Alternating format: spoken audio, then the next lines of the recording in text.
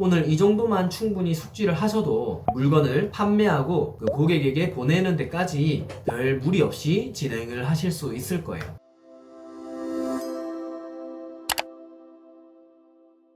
자, 우리가 상품을 판매하다 보면 해야 될 것들이 같이 생길 수밖에 없어요. 물건이 배송이 어느 정도 진행 단계가 왔는지 그런 것들도 알아야 되고요. 그리고 중국어를 못하니까 번역해주는 사이트도 있습니다. 그리고 우리가 1년 중에서 물건 팔기 좋은 캘린더를 모아놓은 사이트도 있어요. 그래서 제가 주로 많이 사용하는 그런 유용한 사이트들을 오늘 한번 다 정리해서 설명을 드릴게요. 자, 화면 보면서 설명을 해드리겠습니다. 자, 제일 처음에 소개해드릴 사이트는요, 마케팅 캘린더라고 해서 우리가 1년 동안 어떤 시즌이 있고 어떤 이슈가 있는 그런 1년치 데이터를 정리해 놓은 사이트가 있어요. 겨울에는 할로윈데이, 크리스마스, 그리고 겨울용품 이런 것들 위주로 많이 팔아야 되겠죠. 그래서 먼저 구글에서 이렇게 검색합니다.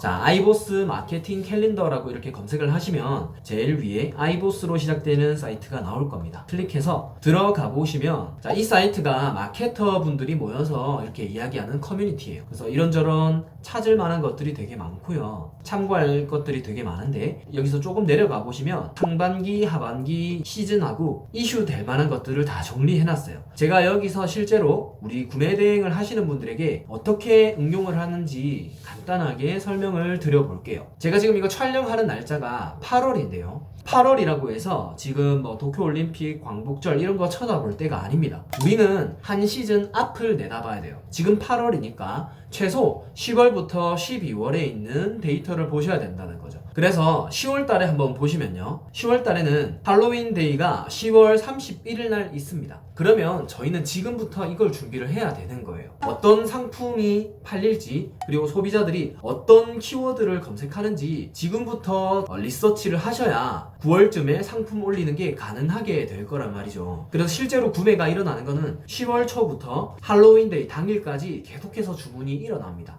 그래서 지금부터 길목을 지키려면 리서치를 해야 되겠죠. 자, 할로윈데이는 축제도 하고 집에서 홈파티 이런 것들 많이 하잖아요. 그럼 그거 관련해서 정말 팔 상품들이 너무나 많습니다. 대표적으로 유령 복장이나 그런 것들이 있겠죠. 제가 지금 떠오르는 거 이거밖에 없는데 어쨌든 데이터 찾아보면 상당히 많이 나옵니다. 그런 데이터들은 쇼핑 인사이트나 블랙키위 이런 데 키워드를 분석해주는 사이트 들어가 보면 분화되는 키워드들도 많이 이렇게 제공을 해주거든요. 그러면 내가 생각지도 못한 그런 키워드들이 많이 등장하게 됩니다. 그런 것들을 리스트를 짜놓으셔서 내가 이런 상품들 위주로 소싱을 해봐야지 라고 준비를 하시면 됩니다. 그리고 11월, 12월 되면 크리스마스도 있지만요, 겨울이잖아요. 겨울에 관련된 상품들이 또 엄청나게 많이 존재해요. 그래서 겨울에 난로나 이런 것들이 대표적으로 있겠죠. 겨울에도 팔면 안 되는 상품들도 있지만 어쨌든 겨울에 판매할 상품들이 무수히 많이 존재한다는 거 지금부터 준비를 하시면 됩니다. 자, 그래서 첫 번째는 마케팅 캘린더를 사용해서 우리가 다음 시즌을 준비를 하시면 되는 거예요.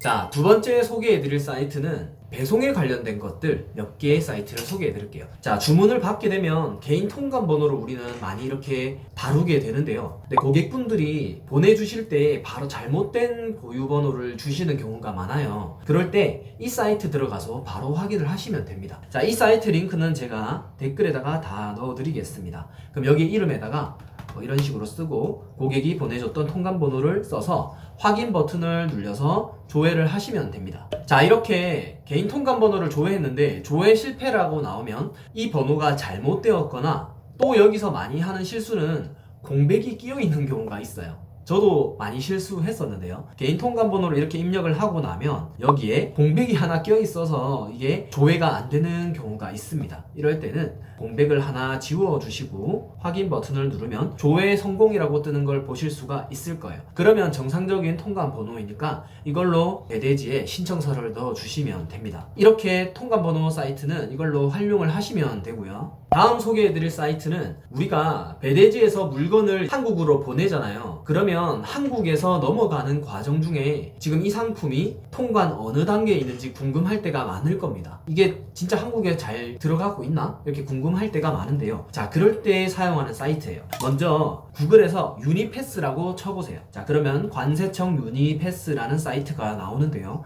자, 처음에 여기 사이트 들어가시면 엄청나게 많은 그 기능들이 있는데요. 우리가 볼 거는 여기 우측에 화물 진행 정보, 이거를 사용한다고 보시면 돼요. 자, 배대지 사이트에 들어가시면 여기 운송장 번호라고 나오는 게 있는데요. 자, 이거를 복사를 하셔서 화물 진행 정보에서 이거를 클릭하시고 운송장 번호를 붙여넣기 해주시고 조회 버튼을 눌러볼게요. 자, 그러면 이게 되게 정보를 많이 제공하는데 어쨌든 상품이 어느 단계로 가는지 이거를 보시면 돼요.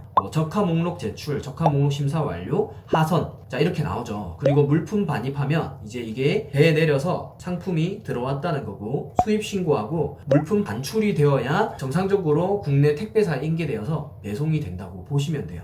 아시겠죠? 보통 여기서 여기까지 한 2, 3일 정도면 통관이 되는 경우가 있고요. 그리고 이보다 더 많이 걸리는 경우가 있습니다. 자, 그럴 때는 우리가 여기 특송업체에 보시면 내가 담당하는 그 특송업체 전화번호를 알 수가 있어요. 여기에 전화를 하시면 내 상품이 좀 지연이 될 때 여기에 전화해서 물어보시면 훨씬 더 어느 상황인지 이렇게 알려준다고 보시면 돼요. 자, 그리고 그 다음 알려드릴 사이트는 우리가 반품이나 환불 이런 거 할 때 고객에게 반품 택배를 보내줘야 하는데, 그럴 때는 여러 가지 사이트 있지만 저는 로지아이라는 사이트를 많이 이용합니다. 자, 구글에서 로지아이를 검색해서 여기 사이트를 한번 들어가 볼게요. 자, 여기 들어가시면 여기에 방문 택배라고 있어요. 방문 택배를 클릭하셔서 저는 한진 택배 이런 거 많이 이용을 하는데요. 한진 택배나 CJ 이런 거 하셔서 그 고객 주소를 입력해서 우리가 결제를 하고 방문 택배를 보내주시면 됩니다. 그럼 환불이나 반품할 때 반품 받으실 장소로 물건을 이렇게 들고 오시면 되는 거죠. 네, 그래서 로지아이라는 사이트가 저는 가장 편했습니다. 그리고 그 다음 알려드릴 사이트는요, 우리가 상표권이나 이제 특허 관련해서